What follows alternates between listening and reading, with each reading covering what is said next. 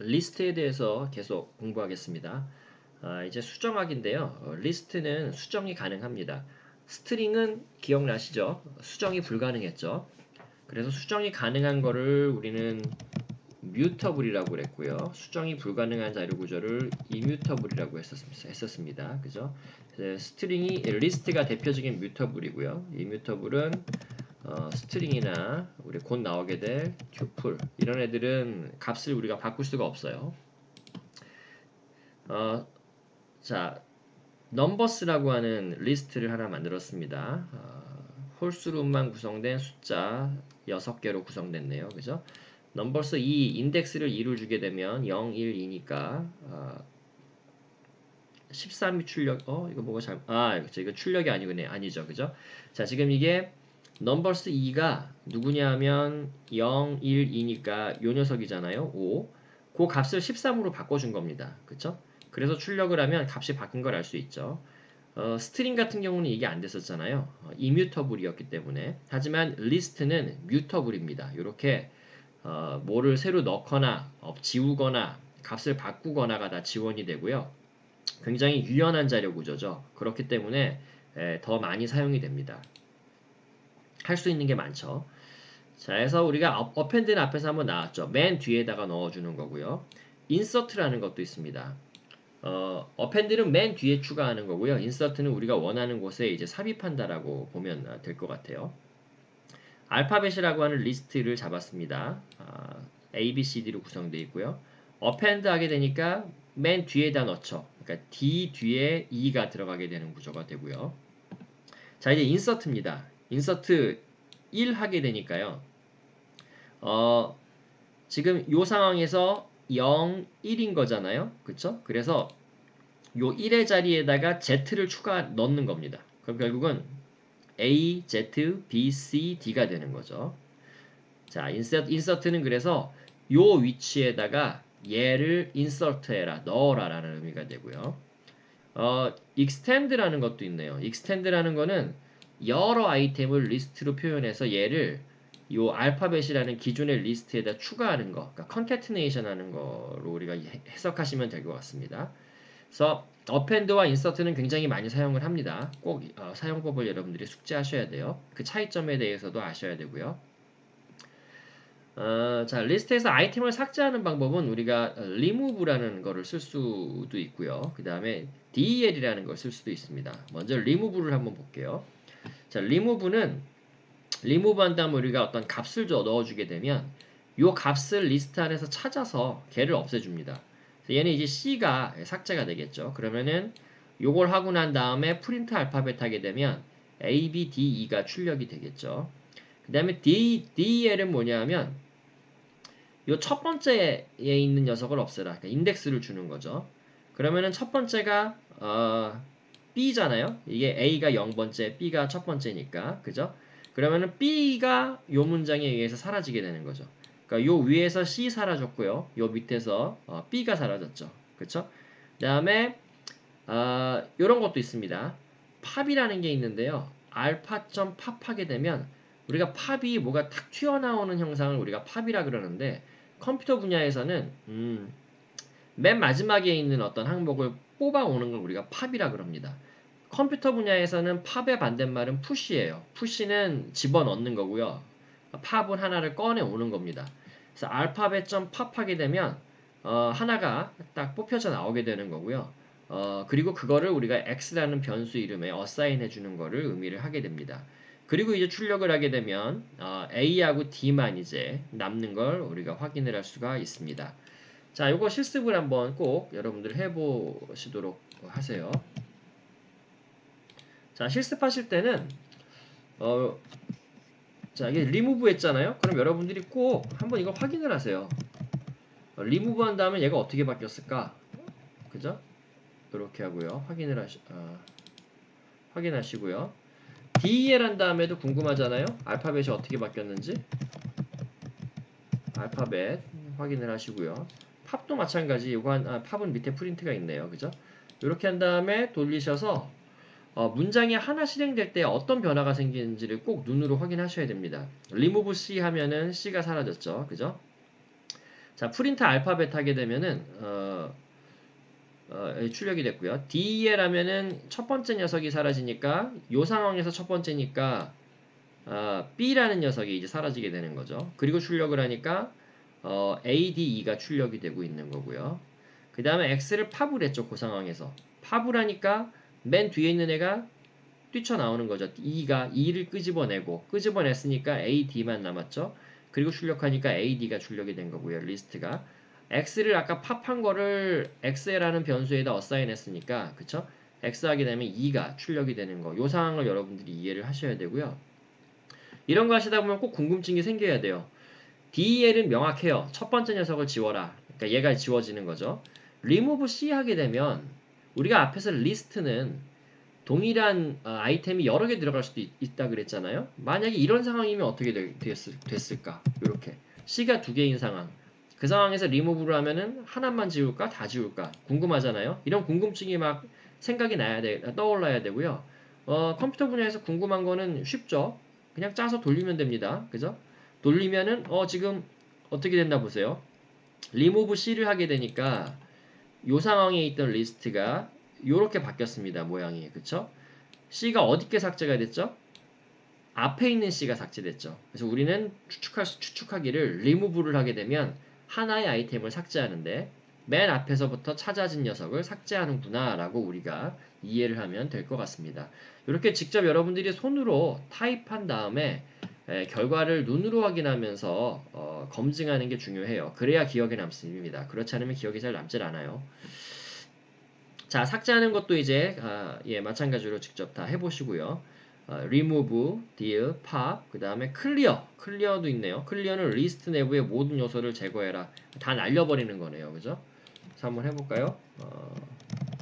알파벳, clear라고 하고 print 알파벳 하게 되면 그럼 어떻게 되냐면 빈 리스트가 돼버리네요. 그죠? clear는 완전히 다 사라져버리게 하는 거네요.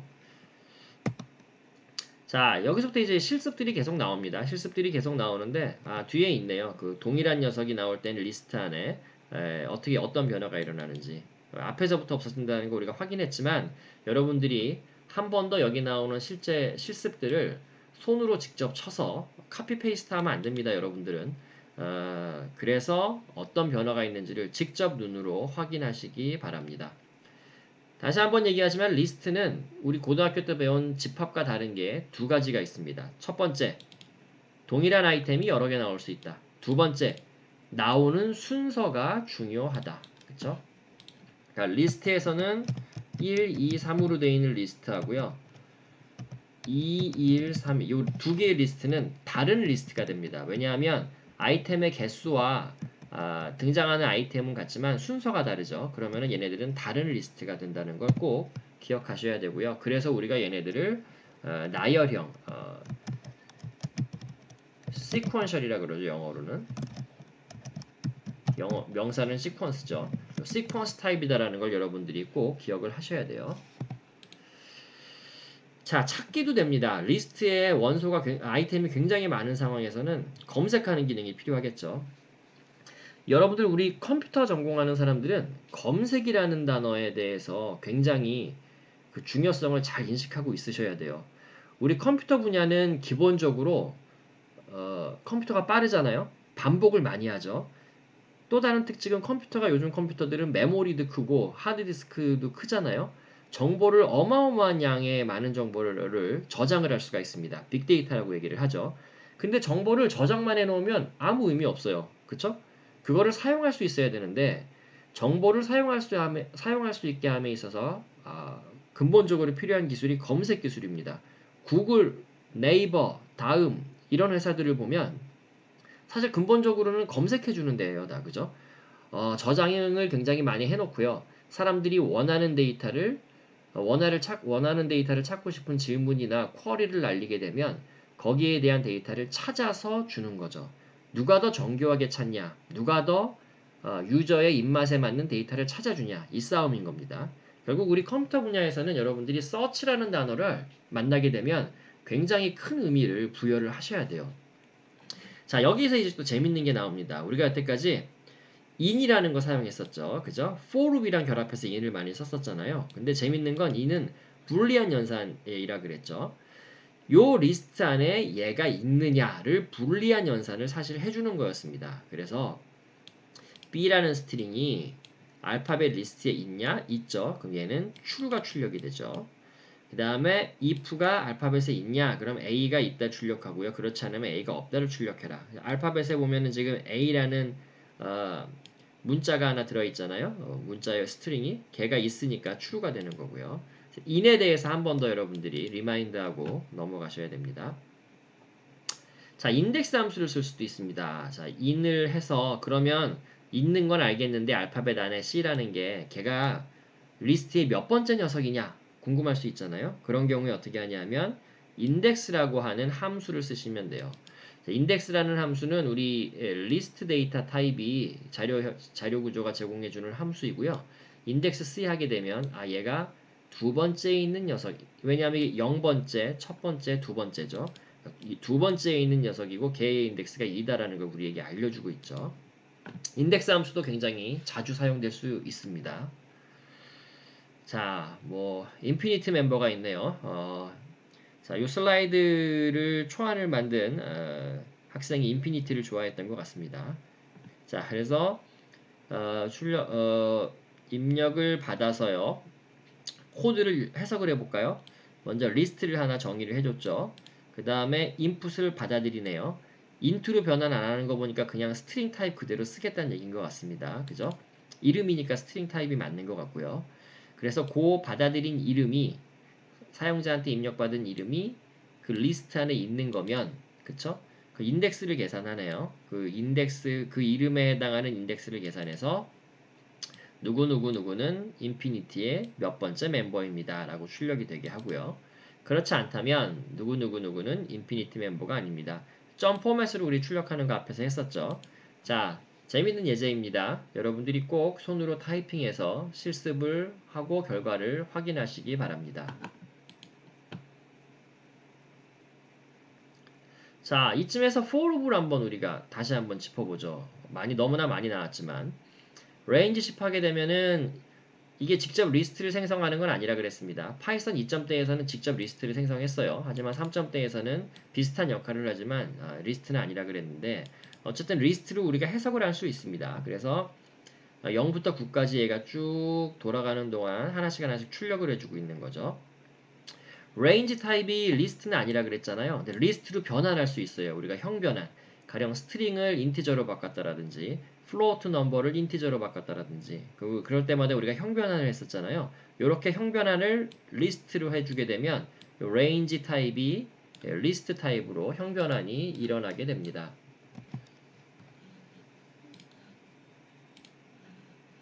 자, 우리가 x를 3.14라고 한 다음에 얘를 이제 얘 스트링이죠, 그죠? 지금 상황에 실수죠, 실수, 플로트. 자, 걔를 이제 인티저를 형변환해서 출력을 한 겁니다. 이럴 때 이제 형변환 시키잖아요.